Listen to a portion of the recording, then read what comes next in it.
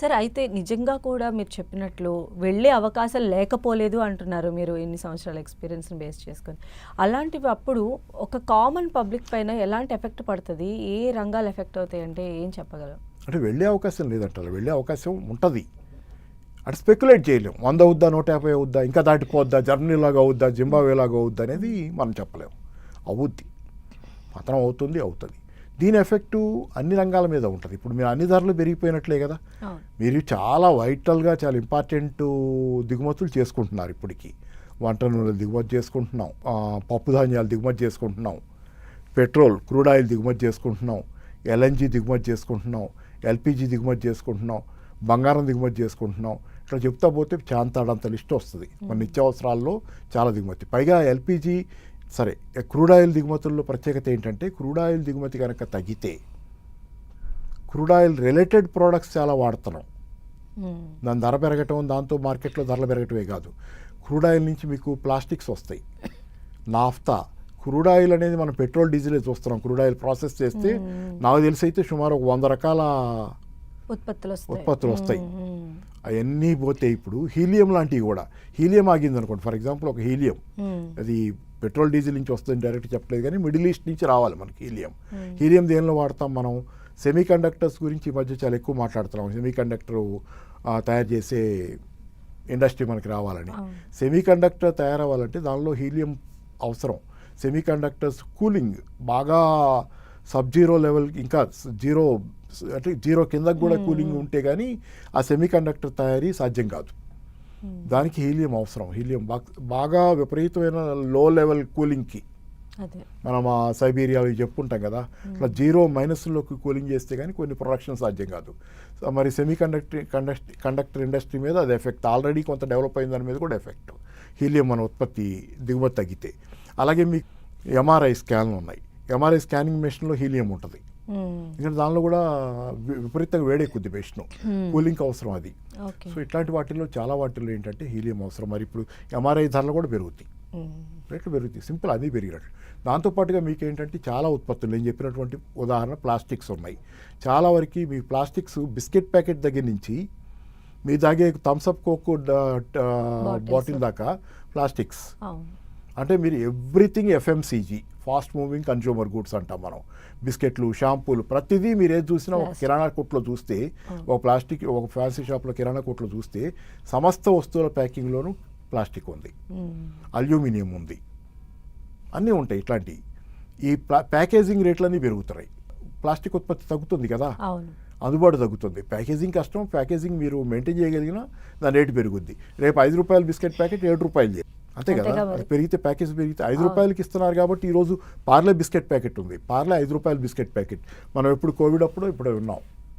Covid అప్పుడు 2008లో ఉన్నాం, నాకు గుర్తులేదు. కానీ poor people in the rural areas, remote ఈ రూరల్ ఏరియాస్లో ఇక్కడ బస్తీలు పక్కన ఉండే చిన్న జోంపడ కింద ఉండే టీ బంకులు ఉంటాయి కదా, టీ అమ్ముతారు కూర్చొని. అది జోంపడ లాగా చిన్న దానిలో కూర్చొని వాళ్ళు టీ తాగేవాళ్ళు. వాళ్ళు తినేది బిస్కెట్ ప్యాకెట్. పొద్దున వాళ్ళ బ్రేక్ఫాస్ట్ కూలికి వెళ్ళేటప్పుడు, కూలి పనికి వెళ్ళేటప్పుడు 5 రూపాయల బిస్కెట్ ప్యాకెట్ తినేలేవు. ఆ పార్లే బిస్కెట్ ప్యాకెట్ గురించి అప్పట్లో చర్చ వచ్చింది. పార్లే విపరీతంగా పడిపోయినాయి, డబ్బులు లేవు, దాని దగ్గర డబ్బులు తగ్గిపోయి ఆ స్థితిలో కోవిడ్ ముందు 2008 ప్రాంతంలో డబ్బులు, 2008 అనుకుంటా, క్రైసిస్ టైంలో డబ్బులు లేక చాలా మంది ఈ మధ్య భారతదేశంలో ఆ బిస్కెట్ ప్యాకెట్ల అమ్మకాలు పెరిగినాయి. ఎందుకంటే 5 రూపాయల్లో యువర్ బ్రేక్ఫాస్ట్ ఈజ్ ఓవర్. అంతవరకు ఇంకా అంతకంటే తినాలన్నా మీరు తినగలని స్తోమత లేదు. ఆ 5 రూపాయల్లో మీకు దొరికేది ఏకైక టిఫిన్ అదే, బ్రేక్ఫాస్ట్ లాగా తినడానికి పార్లే బిస్కెట్ ప్యాకెట్. అది 7 రూపాయలైనా 5 రూపాయలే పెట్టాలి. 5 రూపాయలకు వచ్చిన వాడికి 7 రూపాయలైనా అది కష్టమే. ఇప్పుడు ఇదంతా జరగబోతుంది ఎఫ్ఎంసీబీజీ ప్రోడక్ట్స్ అన్ని. ఎందుకంటే ఇప్పుడు దాకా పెరగల. ఎందుకు పెరగలేదంటే ఆల్రెడీ మీకు కొన్ని స్టాక్స్ ఉన్నాయి ఈ కంపెనీల్లో. పాత స్టాక్స్ గోడౌన్లో పెట్టుకుంటారు కదా, రా మెటీరియల్ అంతా నిల్వ ఉంటుంది కదా, అది పాత కొన్నది, గతంలో కొన్నది కదా, అది తక్కువ ధరకే వచ్చింది. ఇప్పుడు కొత్తగా రాబోయే స్టాక్ ఉంది, మే, జూన్, జూలై ఈ ప్రాంతంలో వచ్చాయి. ఆ స్టాక్ రేట్ పెరుగుద్ది. స్టాక్ రేట్ పెరిగితే ఎన్ని పెంచాల్సిందే మీకు. రేపు పొద్దున అన్ని ధరలు పెరగబోతున్నాయి.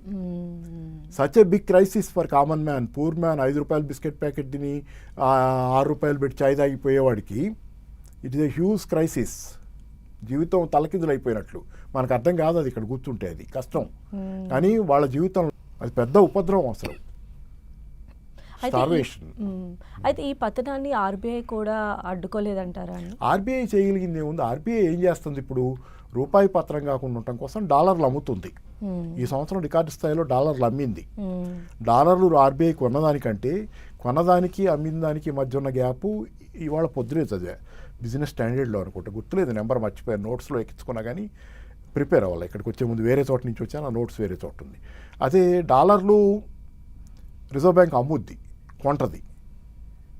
ఇది కొన్నదానికంటే అమ్మిన డాలర్లు 50 బిలియన్ల డాలర్ల పైన ఉన్నాయి. ఇది రికార్డు. ఇంతగా రిజర్వ్ బ్యాంక్ డాలర్లు అమ్మేయటం అనేది చరిత్రలో రికార్డు. ఎందుకు అమ్ముతుంది డాలర్లు? రూపాయిని కాపాడటానికి అమ్ముతుంది.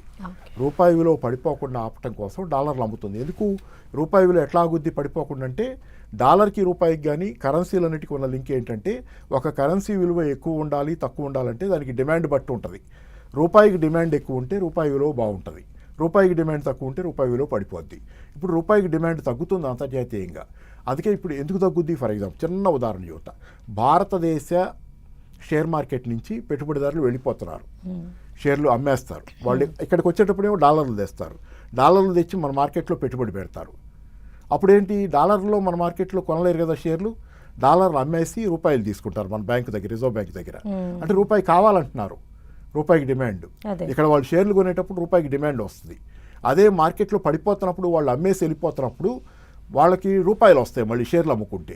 వచ్చిన రూపాయలని వాళ్ళు డాలర్గా కన్వర్ట్ చేసుకుంటారు. వాళ్ళ దేశంలో రూపాయి చెల్లదు కదా, అందుకని డాలర్గా కన్వర్ట్ చేసుకుంటే వాళ్ళు రూపాయిని అమ్మేస్తారు, డాలర్ కావాలంటారు, డాలర్కి డిమాండ్ వస్తుంది. ఇప్పుడు అమ్మేసి వెళ్ళిపోతున్నప్పుడు 2024 సెప్టెంబర్ నుంచి భారత షేర్ మార్కెట్ పతనంలోనే ఉంది, ఓవరాల్గా దిగజారుతుంది. చాలా షేర్లు పతనంలో ఉన్నాయి. దాంతో అమ్మేయటం ఎక్కువైంది, రూపాయిని డాలర్లు కావాలని వెనక్కి వెళ్ళిపోతున్నారు. 2 లక్షల కోట్ల పైన నాకు తెలిసి అయితే ఈ మధ్యకాలంలోనే 2.1 లక్షల కోట్ల రూపాయల షేర్లు అమ్మేశారు వాళ్ళు. అంటే ఏమవుతుంది, రూపాయి విలువ పడిపోతుంది, రూపాయి అమ్మేస్తున్నారు కాబట్టి డాలర్ విలువ పెరుగుతుంది. సో కాబట్టి షేర్ మార్కెట్ పతనమైన కొద్దీ డాలర్ విలువ, అది రూపాయి విలువ పడిపోతుంది. సో ఈ ప్రాసెస్ అనేది ఇక రిజర్వ్ బ్యాంక్ ఏం చేస్తుంది, ఆర్టిఫిషియల్గా డాలర్ అమ్ముతుంది, అది రూపాయి కొంటుంది, ఆర్టిఫిషియల్గా క్రియేట్ చేస్తుంది డిమాండ్. నా దగ్గర అది అఫీషియల్గా చేయకూడదు, అవి అన్అఫీషియల్గా చేస్తుంది. రిజర్వ్ బ్యాంక్ ఎలా చేస్తుంది, డాలర్లు అమ్ముతుంది, అమ్మటం ద్వారా రూపాయి కొంటుంది, రూపాయి కొని కృత్రిమంగా డిమాండ్ ఎక్కువ పడకుండా కృత్రిమంగా డిమాండ్ చేయాలి. అంత చేస్తేనే ఇప్పుడు 97 పరిసరాలకు వచ్చింది, రూపాయి ఆగింది ఆ మాత్రం, లేకపోతే ఇంకా పత్రం ఉండేది. సో ఏంటంటే రిజర్వ్ బ్యాంక్ ఏం చేయగలదు ఇప్పుడు, ఇవాళ నిన్నటి రోజుకి ఫ్రైడే కదా నిన్న, రిజర్వ్ బ్యాంక్ దగ్గర ఉన్న ఫారిన్ ఎక్స్చేంజ్ నిల్వలు 689 బిలియన్ల డాలర్లు నిల్వ ఉన్నాయి. మొన్నటిదాకా ఎంత ఉన్నాయి, ఒక కొద్ది కాలం క్రితం దాకా 720 ఏమో పైకి వెళ్ళినాయి బిలియన్ల డాలర్లు నిల్వస్తారు. రూపాయలు కొనుడు ఉంది కదా, డాలర్లు అమ్ముడు. ఈ డాలర్లు అమ్మేయటం వల్ల ఫారిన్ ఎక్స్చేంజ్ 689 బిలియన్ల డాలర్లకు పడిపోయింది. ఇలాగే అమ్ముతా రూపాయిని కాపాడుతా పోతే కొన్నాళ్ళకి డాలర్లు ఏమవుతాయి, డాలర్లు ఒక రూపాయిని కాపాడటానికే కాదు కదా, మీరు విదేశాల నుంచి ఎగుమతి చేసుకున్నా కావాలి, విదేశీ మార్కెట్ ద్రవ్యం అన్నిటికీ కావాలి కదా, దానిలో ఇదొక పని మళ్ళీ మధ్యలో రూపాయిని కాపాడటం కోసం. కాబట్టి చేయగలిగినంత చేస్తుంది రిజర్వ్ బ్యాంకు. రిజర్వ్ బ్యాంకును పూర్తిగా మనం తప్పు ఉపయోగం లేదు. రిజర్వ్ బ్యాంకు రూపాయిని కాపాడు, కానీ ప్రభుత్వ విధానాలు బాగాలేకపోతే రూపాయిని నువ్వు ఎక్కడ ఆపగలవు? రిజర్వ్ బ్యాంక్ కాదు కదా దేశాన్ని పాలించేది, ప్రభుత్వం కదా విధాన నిర్ణయాలు చేసేది.